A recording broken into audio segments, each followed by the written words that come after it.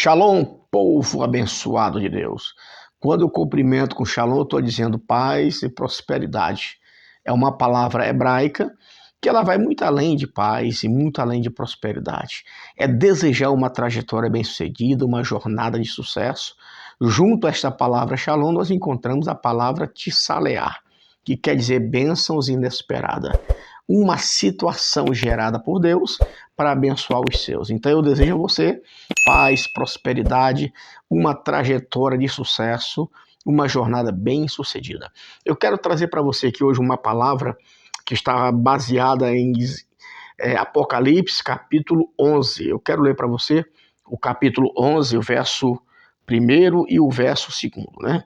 Apocalipse 11, 1 e 2. Diz assim: Foi-me dada uma cana semelhante a uma vara, e chegou o anjo e disse: Levanta-te, mede o templo de Deus e o altar e os que nele adoram, e deixa o átrio que está fora do templo, e não os meças, porque foi dado às nações, e pisarão a cidade santa por 42 meses. Eu quero falar para você sobre as 3 medidas de Deus. Na visão que João tem na ilha de Patmos, ele é visitado naquela ilha, foi jogado lá por amor a Cristo e testemunho do Evangelho, e o alvo dos homens era que o apóstolo João morresse, mas Deus tinha um outro plano diante das circunstâncias que envolveu João. Então, quando João está na ilha de Patmos, Deus está dando a ele toda a revelação do Apocalipse. E quando chega no capítulo 11, ele diz que foi entregue nas mãos dele uma vara, uma cana, né, semelhante a uma vara de medir. Daí dá-se o nome de cano. O que é a palavra cano? Geralmente se ouve os pregadores falando, né? O cânon sagrado, a Bíblia, é um padrão de medida, é um padrão de medir, uma vara, né, de medida. E essa visão o João tem aqui na ilha de Patmos. E ele diz assim: uma vara.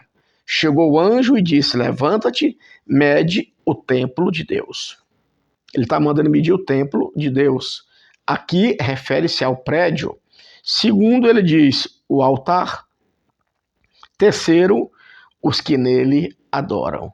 Embora sendo uma revelação da grande tribulação, ele diz: mede o templo. O templo seria o templo que vai ser construído em Israel para que o anticristo entre nele para governar num período curto de tempo até Jesus descer com a igreja para a batalha do Armagedon. Mas quando João diz assim, mede o templo, prédio, estrutura física, e ele mede para saber se o lugar é separado para Deus, é de fato usado só para ele, né? Hoje está meio complicado, você vê tantas igrejas, né, tanta coisa aparecendo, e tem local que você não sabe se aquele templo é um templo separado para adoração a Deus ou se é uma outra casa, né? Depois ele fala assim: mede o altar. O que é altar? O altar de Deus. Bom, qual é o altar levantado dentro da igreja? Esse altar levantado hoje na igreja, no templo, é um altar em adoração a Deus? É um altar para que o nome de Deus seja adorado?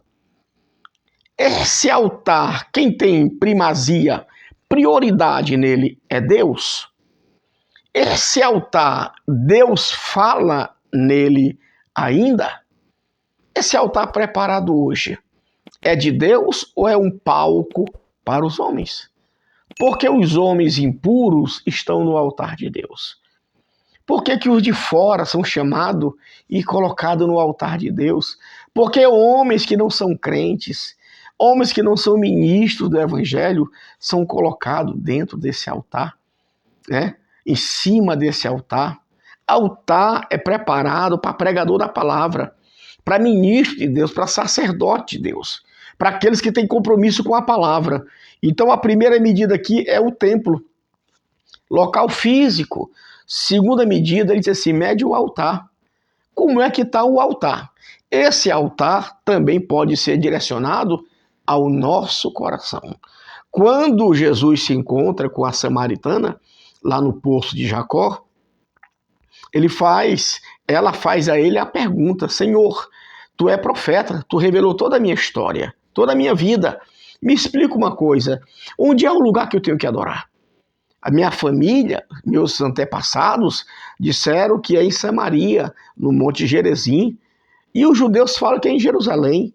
Me explica uma coisa, tu é o Senhor, tu é profeta, onde eu tenho que adorar? Jesus responde: mulher, a hora vem, já chegou, em que os verdadeiros adoradores adorarão o Pai no Espírito e em verdade. Porque Deus é Espírito e importa que aqueles que o adorem em Espírito. Então, onde está hoje o altar de Deus? Né? Onde está o altar de Deus? A minha vida, o meu coração. O meu coração deve ser o altar principal. E na nossa vida, em tratando-se de altar, você não pode ter dois altares, um para Deus e um para o mundo. Não pode. A terceira medida que você vê aqui nesse texto é os que nele adoram. Quem está nesse altar? Quem são as pessoas que estão nesse altar adorando? Quem são os adoradores de hoje? Observa-se que houve uma mudança muito repentina, muito grotesca, né? Uma mudança grosseira. Observa as músicas de hoje. Observe as canções que se dizem ser músicas em adoração a Deus. Deus nem está nela. Parece mais músicas músicas que são preparadas para causar depressão, angústia, tristezas. Observe os adoradores. Antigamente se conhecia um crente pela maneira de vestir, de falar, de andar. Como é que se comporta hoje aqueles que se dizem adoradores? É o que se ouve às vezes, a geração, né? A geração que são de adoradores extravagantes. Olha como se vestem, olha como se comportam, olha o que está sendo cantado. Eles cantam para Deus e para o mundo, faz música para Deus e para o mundo, e a Bíblia é bem clara. Mede o templo, passe em revista o prédio. Esse local realmente é para Deus? Segundo, vai lá e vê o altar. O que é que tem nesse altar? Ou como é este altar? E a terceira medida é quem está nele adorando. Quem está nele? Jesus foi bem categórico quando ele fala acerca da adoração aos fariseus. Esse povo só me louva de lábios. O coração está distante. Aí se cria uma frase, né? Adorador extravagante. Em quê? Só se adora aquilo que conhece. Muitas pessoas não sabem nem mais quem é Deus e se titula crente. Pergunta para os adoradores da atualidade. É bem verdade que nós não vamos generalizar, mas uma grande maioria. Pergunta para os adoradores quem é Deus. Quem é o Deus que tu adora? Que altar você preparou para ele?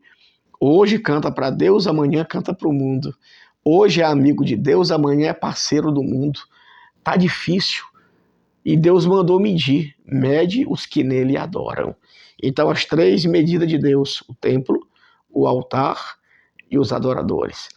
Você passa, você se encaixa dentro das medidas de Deus, dentro dos padrões de adoração que Deus estabelece.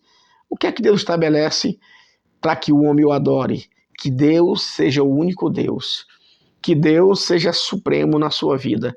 Que você não ame a nenhum outro a não ser Deus, a soberania de Deus. Deus é soberano. Por que Deus, na sua soberania, determina que você adore somente Ele? Porque Ele criou todas as coisas e Ele tem o direito de tudo. Que altar você tem? Para quem você prepara altar? Para os homens ou é para Deus? Você tem um altar para Deus ou é um palco? No altar, a adoração é para Deus. No palco, os holofotes são para os homens. Você é um adorador ou você é simplesmente um telespectador, um admirador daqueles que adoram? Que tipo de vida você tem como alguém que se diz a ser adorador de Deus? Que Deus, na sua infinita graça e misericórdia, nos ajude a entender o princípio da adoração. Adorarás somente ao Senhor teu Deus, e só a Ele servirás. Satanás é o ser mais interessado em tirar a adoração de Deus e colocar o paganismo dentro dos altares, em cima dos altares, dentro dos templos. Que Deus te dê discernimento espiritual para saber a quem adoramos. Deus te abençoe, em nome de Jesus.